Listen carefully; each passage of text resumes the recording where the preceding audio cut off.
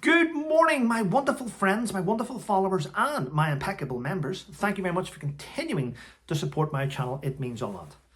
But as I always say, if you're watching this video right now and you've not yet subscribed, why not? It's free. Okay, ladies and gentlemen, it is Thursday. It is Thursday, and I want to point this out. I have been watching what's going on. I keep getting asked to comment on what I see in Israel and what I see in Ukraine and what's happening in Afghanistan. It's a very touchy subject because in some of the places I served, it brings back bad memories to some of the operations I did, and I try and avoid them. But I haven't ignored your messages about Ukraine.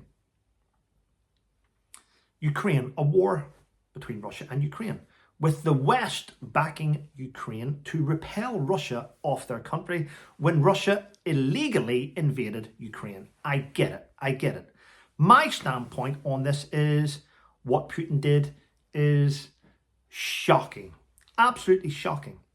But I'm sitting back and I've been observing what's going on. I've seen the aid packages, the trillions of pounds and dollars that's been thrown at Ukraine to repel Russia, and yet they still haven't done it. I see Russia moving forward, trying to do campaigns. I see Ukraine drone attacks in Moscow now. It's gotten, well, let's be honest, thousands of innocent people have died on both sides.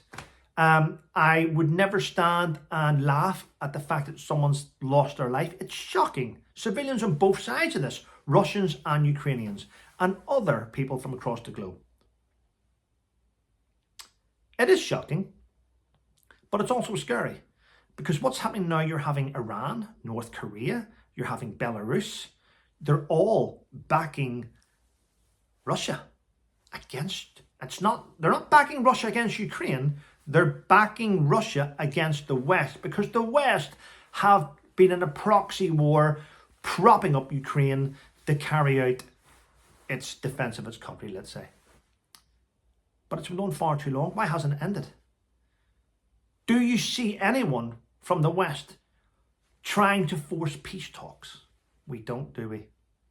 We constantly see people sending ammunition and weapons and aid packages and millions and billions of dollars to help Ukraine.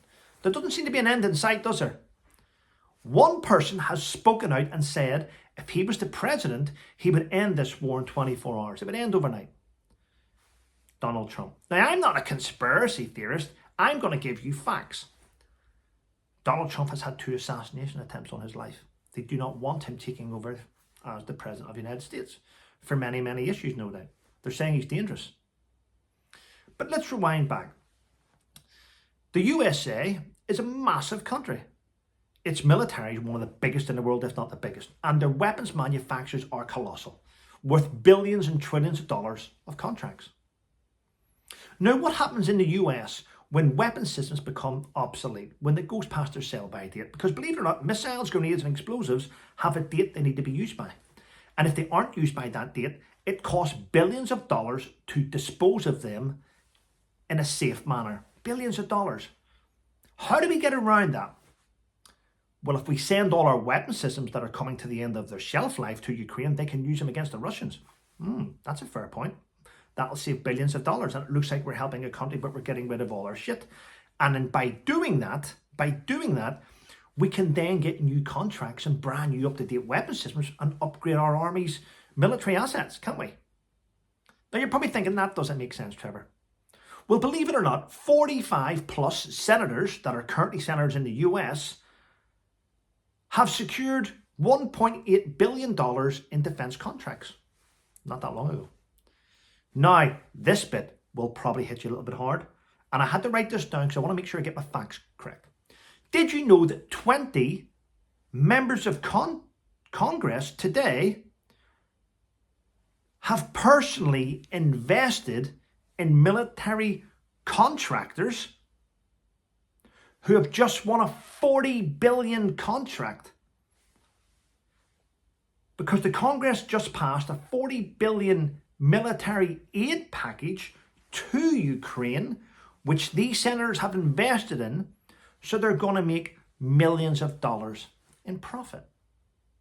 Makes you think, doesn't it? Now, don't just take my word for it.